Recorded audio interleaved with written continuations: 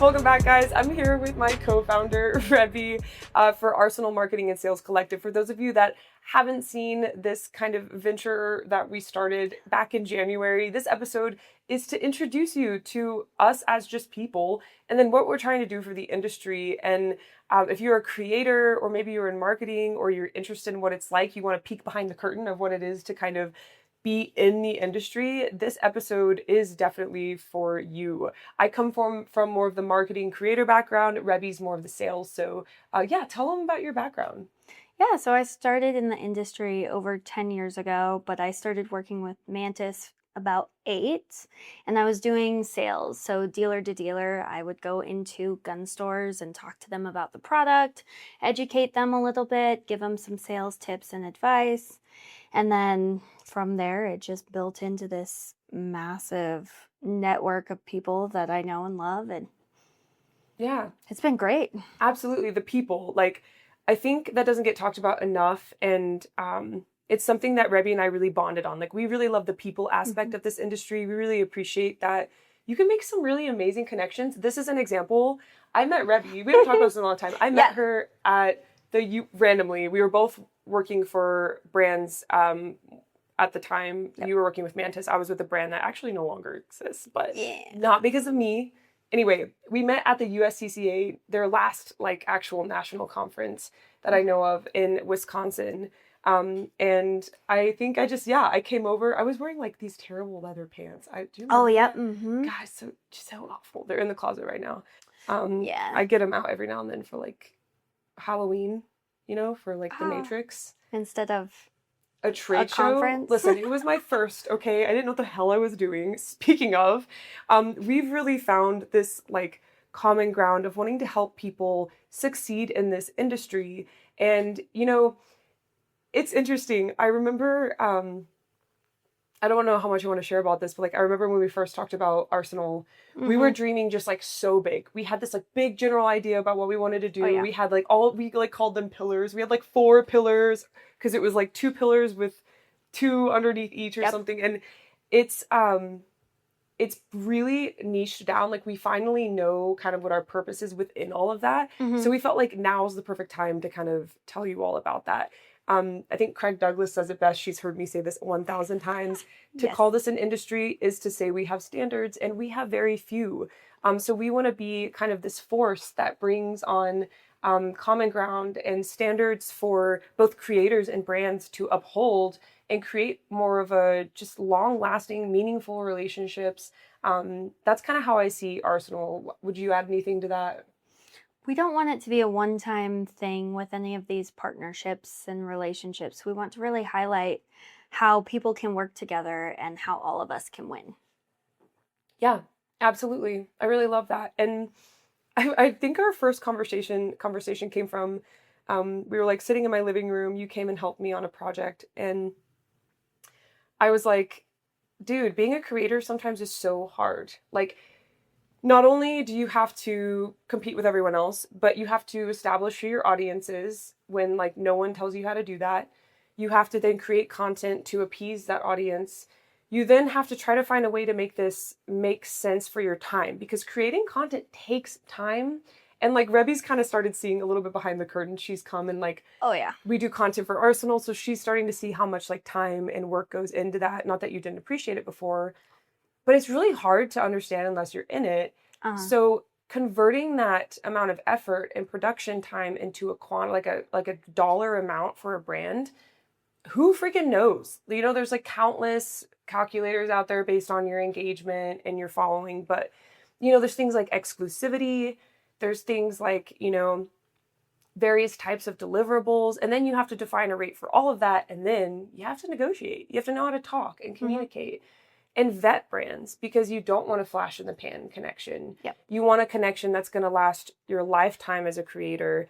And so Rebby and I have really come together with our 2 very individual, but also very similar experiences to do that. Mm-hmm. So today we're going to talk about what it is to be a successful creator, and also the side of sales that is selling without sounding like a salesperson. Exactly. Let's start with that. I'm really curious. Okay. Yes, I know we filmed a bit of content about this. If you guys aren't following us on social, check us out. We are the arsenal.collective. It should populate for you if you do that. And we share creator tips, we share sales tips, we share kind of what we're up to because we have some really, really big things dropping soon. It is like Yes. so hard not to talk about it.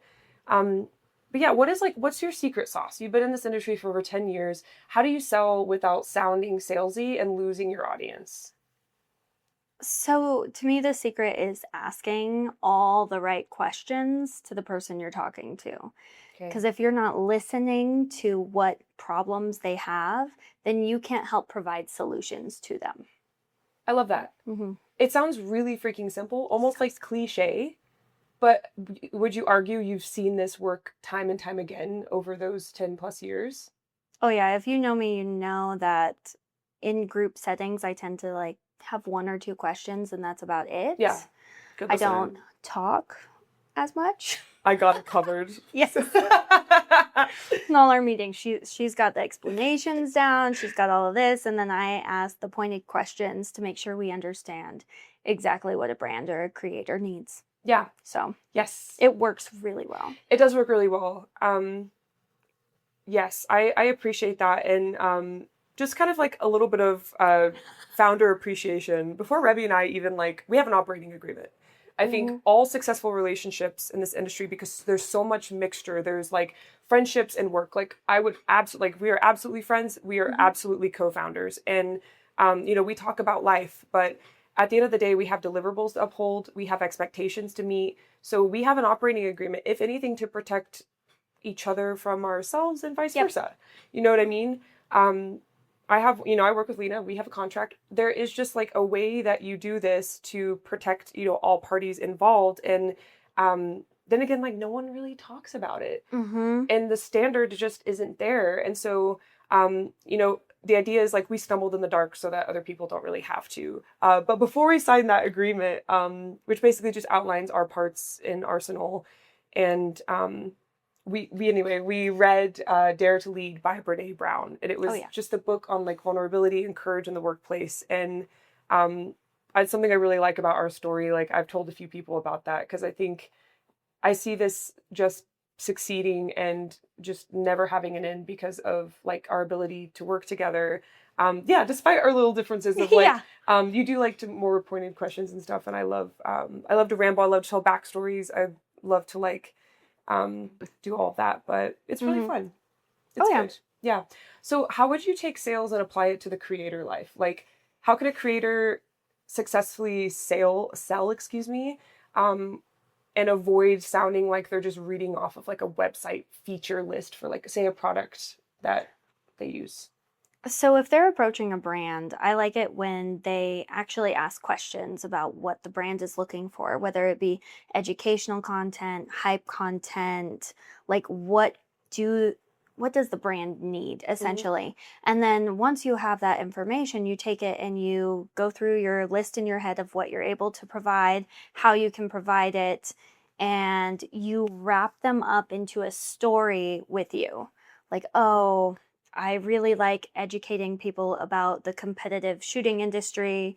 So your product would line up with this story for them, and then they feel like they're a part of it. Yeah, I love that. So you kind of connected the dots of like approaching a brand, making sure you align on a product, getting an idea of what the brand needs as far as like, do they need hype content? Do they need kind of more like talking heads and user accounts? And then making that match to your audience by explaining how like a solution, this product offers a solution to a problem. Yes, Okay. Exactly. I like that a And lot. it's not necessarily focused on your followers or like the counts of your engagement and all of that. To start, it starts with the story of their product and how it fits with your story. Yeah, I like that a lot. Yeah, even as I've been a creator for a while now, I'm starting to see the power in that type of simplicity. There's ways to like, there's a spectrum, right, of like organic to inorganic content. We don't have to go into that too much today, but I completely agree with you. This episode of She Shield is brought to you by Right to Bear. You've probably heard me say that self-defense is more than simply carrying a firearm. It's awareness, avoidance, and preparation for anything that is to come your way. And that's why I'm partnering with Right to Bear. They stand by defenders like you and me. You'll receive benefits like expert witness support, psychological care, gun replacement, and even protection for other lawful self-defense tools like pepper spray, knives, and even your hands and feet if you have to use them in a struggle. What sets Right to Bear apart is that they are dedicated to education and immediate legal response. In case you do ever have to protect yourself, you have access to a 24/7 attorney-answered emergency hotline so that you are never alone. What I love most, though, has to be the personal connection that Right to Bear will have with you as a member. For example, Frank, the president of Right to Bear, will give you a personal phone call when he hears about a claim being filed. That level of care in the industry is extremely rare. If you carry, train, and believe in thinking ahead to protect yourself and your family, consider getting a membership with Right to Bear. If you use my code FIT4FIA10, you will get 10% off your membership, and the link to access this and to learn more is located in the show notes of this episode, which are the notes below the title. Protecting yourself and your family should not leave you defenseless afterwards. Stay safe and stay vigilant with Right to Bear. For someone that's just starting out with their creator journey, how would you give them advice into like getting started? Yeah, absolutely. So this also applies to people that have already started their journey and are continuing to develop it. It starts with determining your audience. Who are you trying to speak to? Because you want to attract those people, right? So you need to develop content that attracts them, and then you'll kind of very organically build up that type of audience. For example, I speak a lot to the beginner concealed carrier, and as a result, I post a lot of kind of just foundational concealed carry and self-defense content. And so, part of Arsenal, to give you a little bit more of a peek behind the scenes of what we do, part of what we do is we help creators get their footing in what they're trying to accomplish in the industry. Mm-hmm. And it also helps us develop an understanding of what their needs are and what brands match up best with them so that we can start, negotiations and getting them brand deals. A lot of these people we talk to have full-time jobs they're creating on the side, and they want to turn this into a career, but trading for a gun or a holster does not pay rent. So we're trying to help people see their value and turn that into a brand deal that could be a long-term quality relationship, among some other cool things that are coming. I don't know if you want to take that away. Yeah, we are developing a platform that is for creators and brands alike that helps connect you guys. Yeah. So I'm really excited about that. That was like the big picture kind of idea that we came up with. Yes. Because we keep shooting for the stars each time we meet. Yes, it just gets bigger and bigger. Probably one of the biggest things Rebby and I align on is that we don't see a goal that's unattainable. Yeah. It's all about the work you put in and actionable steps towards it.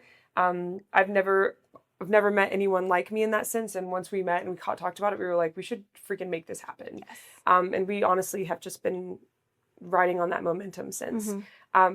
That's the most we'll talk about the software today. We want to tell you guys so much more about it. That's the importance of following us on social, but we couldn't have really found, what tools were necessary on that software without a good kind of investment in time, understanding what creators and brands need. Because we have daily conversations with creators and brands, and we have created a list of what would actually solve their problem. Speaking of, Jesus Christ, I was so full circle. I didn't even expect that. That's awesome. Linked below this episode in the show notes, I'll have our website. You can kind of go and poke around. We have our creators actually listed on there. We have some really impressive folks we're working with who we just adore. And then we have kind of a deeper explanation of what we do and what we offer. If you sign up for our newsletter, you do get our brand kind of creator guide, how to create a brand for yourself. I think that's something, I wish I had had in the beginning. It only took me, 3 years to get this down. Along with a lot of other tips, I recently scaled 110,000 followers on my social media, and I share how I did that on our blog. So you can keep in touch with us in all of those ways. I would say social media is the primary way to make sure you're in the know. And I know this was a quick episode. We're going to come back with more Arsenal episodes. I just wanted to make sure to get this brand out there because it has truly become just a pride and joy for me. So, Rebby, what would you like to leave the listeners with? As a creator, I think it is vital that when you are approaching brands, you make sure to ask all the questions about what they need, what they value, so that you can actually help the longevity of the relationship with them. I love that. Yeah, come with questions. Don't just Yes. come with like, I'm this person with followers and you should give me product and pay me. Uh-huh. Because they hear that all A day, lot. every day. Yeah.